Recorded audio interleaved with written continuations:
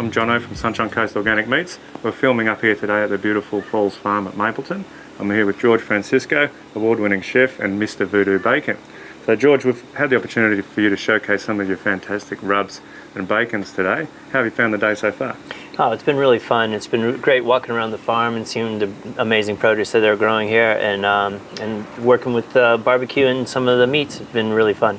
Excellent. Yeah. Well, we've done some good stuff already, but I've brought especially one of my favourite cuts. It's a lesser seen cut called the Hangar steak.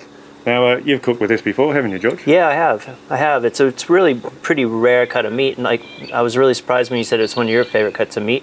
Why is that? When you get a cow and it's butchered into all its primary cuts, generally it's split down the middle, and you will typically get two of everything out of a cow. So there's two rib fillets, two sirloins. Basically, it's mirrored either side. The interesting thing about the Hangar steak is it's the only cut off the beef where there's only one of them in the whole animal, and that's because it's actually attached to the diaphragm, and it comes in with the offal and the rest of the trim that most butchers wouldn't get these days if they're just buying boxed meat. So to get it, you need to find a butcher who can actually source whole beef, and they'll be buying the offal. So the fact that it's in there next to those organs, close to the heart, it's really well oxygenated. It's got a fantastic colour. It cooks with a really kind of interesting burgundy colour to the flesh, I think. And the flavour's great, but if you can find it, it's one of the cheapest cuts that you'll get. I think most chefs like it because, one, it's cheap, it's hard to find, it's close to the offal, so it's got extra flavour, and it's one of the most flavorful cuts. It's not all about the premium tenderness. It's about great flavour for each bite. I agree.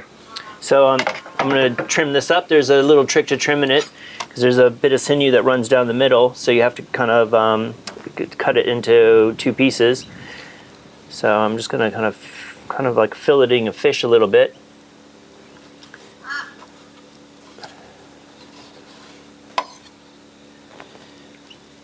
Has a long stringy fibre to it, doesn't it, George? Yeah, it does. George is a lot better than this than I am. Yeah, really. I got a bit of waste here, so I'm not sure if that's true or not. So yeah, what are we gonna do to this today? You're gonna grill it, but I was thinking about adding one of my rubs to it. So I've got one today that's specially made for thin cuts of beef, which is called a Louisiana lip lock. Louisiana lip lock. Sounds like it's gonna be hot. It is really hot, actually.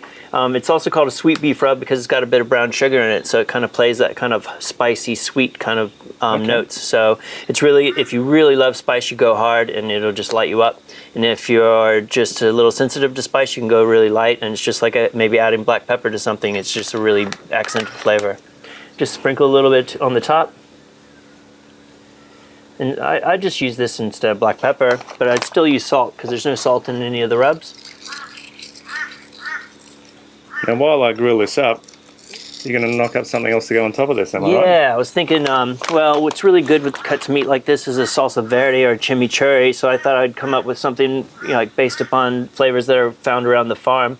So I saw some lavender, and so I thought, let's make a salsa verde, but with a bit of lavender in it. Lavender in a salsa verde? Yeah, lavender adds really great flavors. It's in herbs of Provence, and it's really big in Provence and France, so I thought it would be really nice. I've never seen that before. Yeah, so we'll give that a try while you're grilling. I'll make this.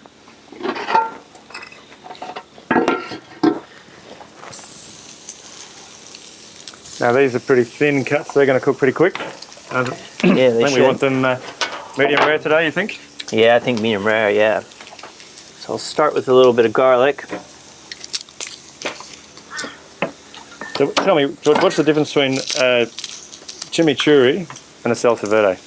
Well, salsa verde is Spanish and chimichurri is South American. So, you start to think they're similar.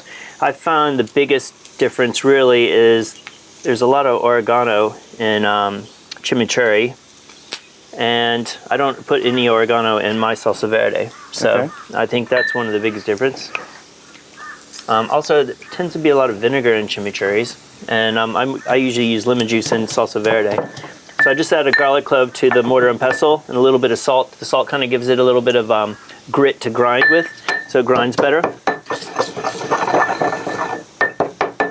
So I'm putting a little bit of basil leaves in, a bit of flat leaf parsley, a bit of mint, What do you think, George? Is this one nearly ready to turn, or I a little bit longer? Yeah, maybe a little bit boss. longer. Okay, Yeah. I'll just do what I'm We're told. going for medium rare though, right? Absolutely. Well, this one's a little thinner, so this one might be. Yeah, that one might be ready. It might be ready. Yeah. So then we got these beautiful lavender flowers, which we found today, which inspired this dish actually, or inspired this addition to the dish. Some of those in. I can smell that rub, George. It smells fantastic. Yeah, it's really nice, huh?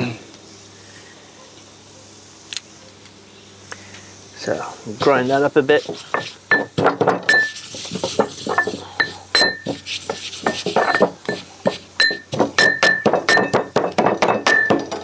Add a little bit of lemon juice.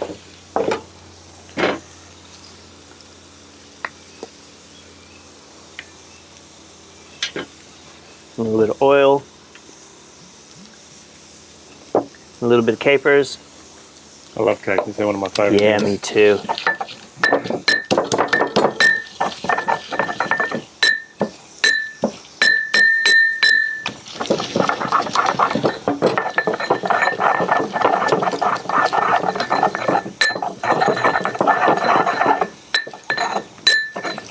Yeah, I think you're ready. Reckon we can turn this one? Yep.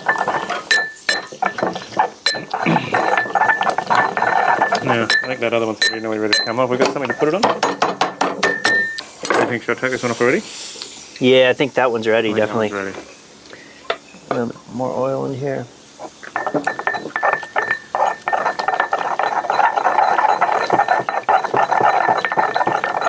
Oh, that's looking great. Now, salsa verde is actually just Spanish for green sauce, isn't it? Yeah, it is. It is. So because we were using lavender today, and that's kind of a bit more used in French cuisine, I was thinking we should call it sauce verte. Sauce verde. French for green sauce. Or purple or green with purple flecks, perhaps. Yeah, exactly. Okay, there we go. That looks fantastic. All right, now this one probably needs a little bit longer. A little bit I do longer. like it. That's it. That one's going to be. Yeah, I think it's looking a little bit red rare. on there. What do you think? Yeah, if you can. Kind of just square it up a bit. Yeah, it's going to be delicious though. I know. I love the colour. It's just such a deep burgundy in that meat. I love it.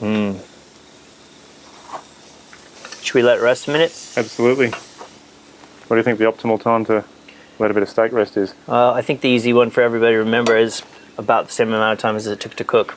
It's very hard to wait that long if it's a good dish, though, isn't it? I never hardly ever wait that long. No, that's right. Just like, never mind, let's You eat. aspire to, but you 2, can't 4, do 6, it. 8. Dig in, don't wait. That's right. Yeah. Somewhere between that and as long as it took. Exactly. Exactly. It'll still be delicious, but resting just really is important because when meat cooks, it tightens all up because it's a muscle, and so once you let it rest, it kind of softens back up and gets more tender. Yeah. But also the color of the meat will balance, like it'll become a nice pink color. It can still be medium rare, but instead of having like Just a bit more even, less stratification. yeah, exactly, not so raw in the middle and cooked on the outside. It'll level all out and be just juicy and delicious. Great. Yeah. Okay, George, we've let that rest for a while. Given the little poke. Certainly we haven't overdone it, but that's my style. I'm inclined to undercook 19 things for every one thing I'll overcook. But I'm thinking that's going to be pretty good. What do you think? That looks perfect. Let's give it a try. All right, well, you're the skilled knifeman. wait. I'll let you do that. Take a little pink. It's looking perfect to me. Yeah, I like it like that. You've done the technical bit with a knife. I'll do the easy bit with a spoon. I'm very keen to see how that lavender comes through as a note in the sauce. Yeah. Oh, that's I don't think I can wait any longer. Let's I try don't it. know. Wait. Can we try a bit? Yeah, let's go. All right, let me go for this nice.